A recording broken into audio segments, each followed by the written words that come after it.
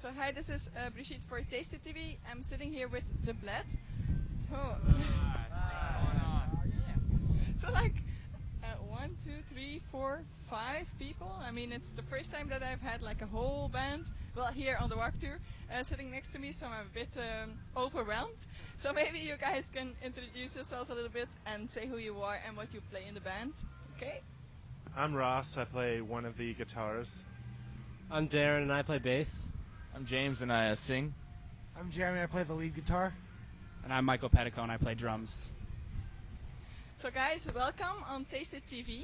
How are you guys enjoying yourselves here on the Warp Tour? Great. Having a great time. We love Warp Tour. It's fun. Today's a beautiful day too, not to mention. Yeah, that's true. Yes, no, the day before in Fresno it was like way too hot. So what do you guys do to get like cooled off a little bit? We don't leave the bus unless we have to, and drink lots of water. I don't know. Sometimes after we play, me and Michael run down to the slip and slide here that they have, and just get, just get cool, get wet and wild, have some fun. Pretty badass. It's like this inflatable like punk rocker with like 2 slides next to it, so we do that and it's fun. Or else we just rent cars and leave tour after we play and go somewhere that's cooler. Yeah, that's great. So you're just like big kids. I have to imagine you like that. Yeah. What's the craziest thing that each and every one of you has done up till now? So it doesn't have to be on the Warp Tour, but it can be even if you were a child or whatever. So let's start over here. I have no answer.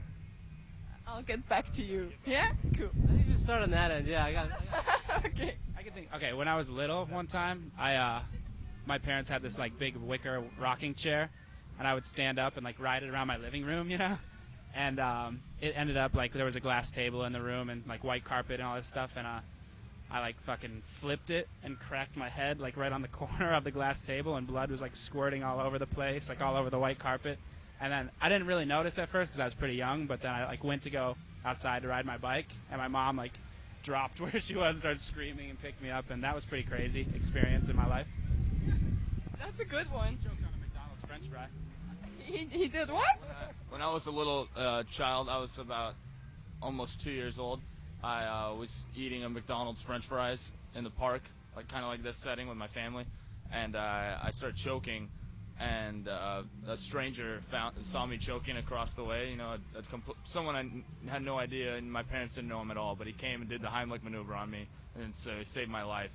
And coincidentally, Michael Petticone also choked on a McDonald's French fry. It wasn't a French fry. It was a McDonald's bacon cheeseburger, and it was like the bacon used to be cut in a circle, and it got caught. I was like a fat ass kid, so I just started like munching it because I was happy my mom brought it home, and.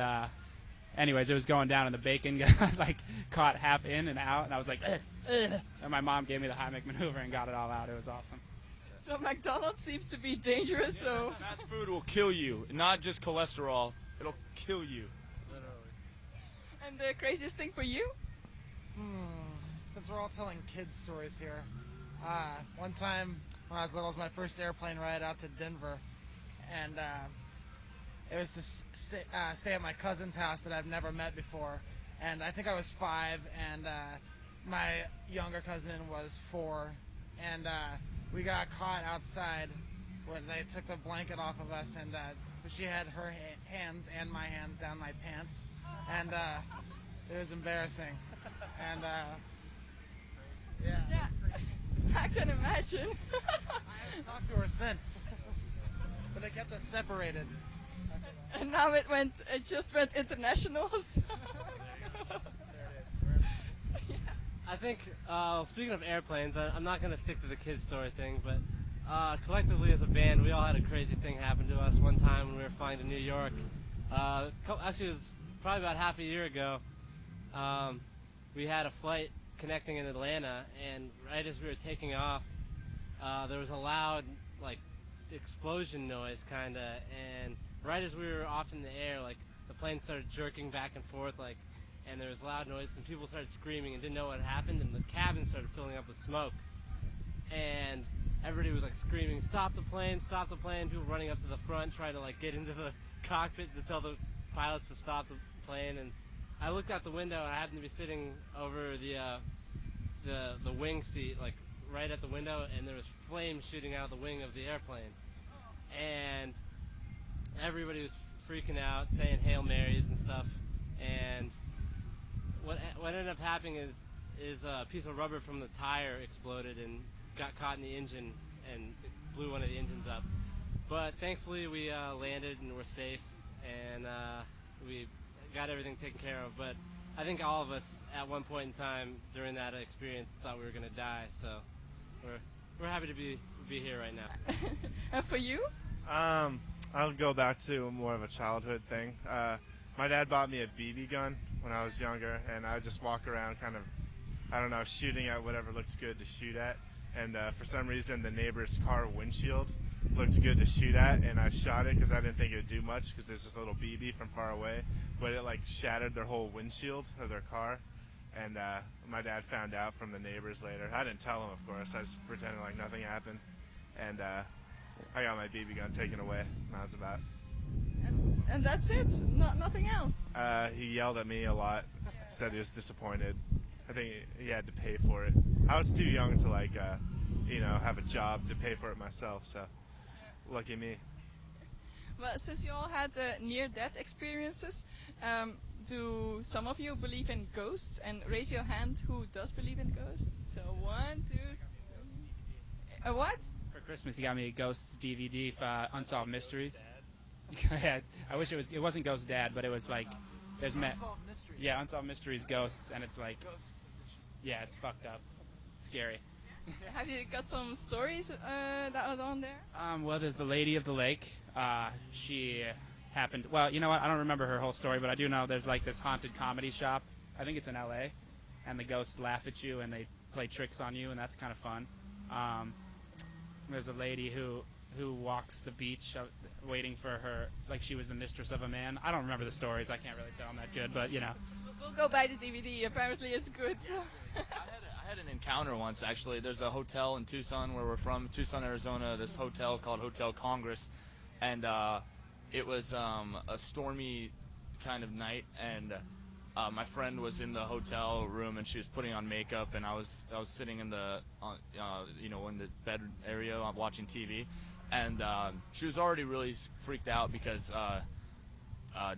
John Dillinger was caught there, and there was a huge fire there that burned down, so people died there way back in the early like 1930s or something.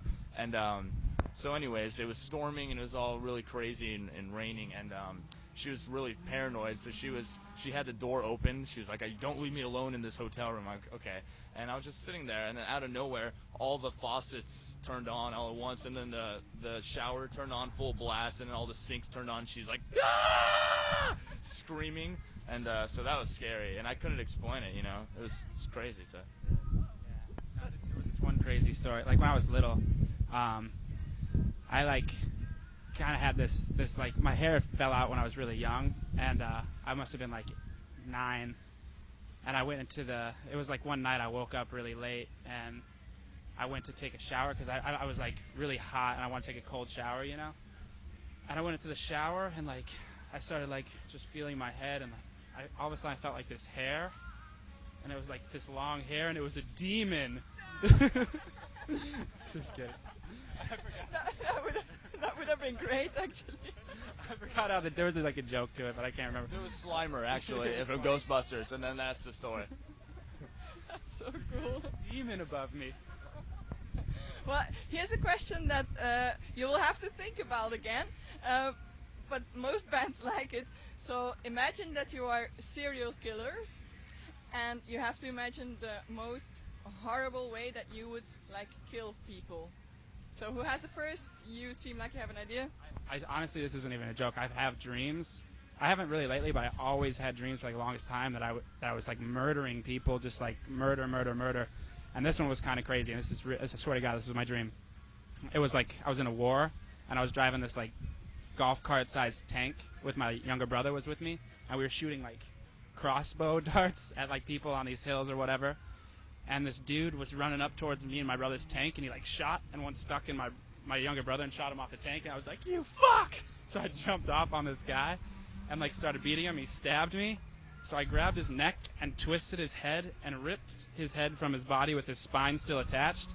I swear to God, and I was like, "Ah!" And I started running with his head in my hands, and like, because the tank was kind of like up the way a piece, and I was running back to it, and a dude was coming like towards me with an axe, and I fucking sliced him in half with the man's spine. Like I had the head, and I was like, "Ah!" Like a sword, and the spine cut him in half, like sliced him, and I was like, "Ah!" And just like ended up back to the tank, and that's, like, This is very disturbing, Mike. This is coming out of nowhere. This is the first time you're sharing this with us. I could have sworn I told you guys this before, but I also murdered, unfortunately, Chris and Dave from Saves the Day with a gun at a dinner party in one of my dreams. Yeah, like I shot them both, me and my brother, and then there was kids at the party, and we made it like the game was to try to hide the bodies before the parents downstairs at the dinner party found out about the murders.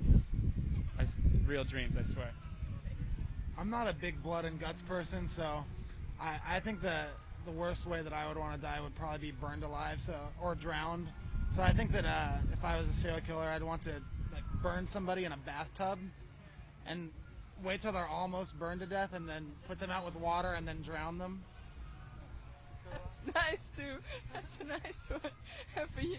I'm in a band with lunatics. I quit. Yeah. This is enough. I don't even want to hear this. This is gonna be. What are you gonna do? I don't know.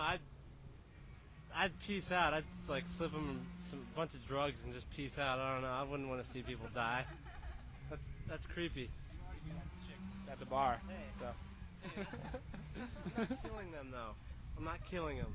That's just all fun and games. And for you? Oh, I don't know. It'd probably be some gruesome, long torture process, like hanging them by their toenails, and then I don't know, giving them paper cuts between their fingers. Maybe like getting some really gross guy with chewing tobacco to like spit on them. Death by Indian burn. Just give them Indian burns on their burns. What are Indian burns? Indian burns. I'll show you, like, but it hurts. You took your arm, twisted it like that. It's kind of burned. Yeah. Darren's tribe Oh yeah. invented this. His parents. Well, yeah, maybe I should get something about the music too. No. Yeah. No, but it's interesting to get to know you as a person, like in the band. Thanks. So, any plans on coming to Europe soon? Yes, we are. We're coming to Belgium for a stop. Oh, that's great. Was it Pukkelpop? Pukkelpop. Pukkelpop. Yes, on the 17th. In August. Going to be amazing because we're playing with my favorite band of all time ever, Radiohead. Oh, yeah. So that's a dream come true. And afterwards, are you touring around in Europe or only that?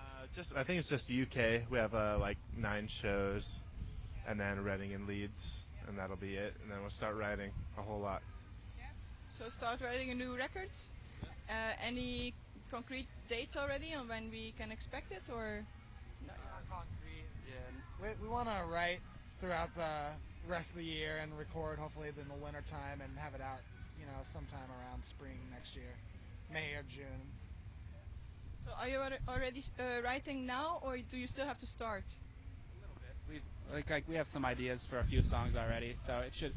We wrote the last record pretty quick, so we're not too concerned. But we're gonna take more time to write this one, and have more songs and stuff like that. Any chance that any of your dreams will be in the songs? I mean, we haven't really talked about it, but I can see it happen. He's gonna start doing vocals. Yeah, so yeah. Everything that he writes about is gonna be. Yeah. My dad suggested that James comes behind the drums and keeps the beats while I come out and sing a little tune for everybody. So maybe that will be the next thing you can expect. Murdered by Michael Petticon. So how do you feel about that? That's cool. I mean, people always talk about being more mature and taking these dramatic steps. Or we're just gonna have a lunatic write the songs and then sing opera. So there you go. That's progressive. That's the new sound. Get him a wireless headset. He'll look really good with a wireless headset behind that drum kit. Or just in front so we can make hand gestures accordingly. So guys, where can the people find more information about you, like follow your tour dates and the CDs that come out and stuff? Website, MySpace? We have both. It's www.thebledsite.com. or MySpace / the Bled, and Or James' personal MySpace, which is ISO. You should have seen his face. so nervous about it. Actually, we when we interviewed Bullet for My Valentine, do you know Yes. them? Yeah. We got the site from Matt Tuck. He has matttuckporn.com. That was fun. Nice. Well done. We thought about doing thenakedbled.com, and all of us dudes kind of like, maybe, kind of like a Suicide Boys, I guess you could call it, but more gay porn style, rather. I think that would be a good idea. Let me know when you do that. We can do an interview then like that too. Yeah, deal. Guys, thank you very much for the interview. And any last words for our viewers? Keep on rocking, dudes, and come see us at the festivals if you can. And yeah, hopefully this was as entertaining as it was for us to do. So. Cool. Thanks. Thanks, guys. Thank you. Bye.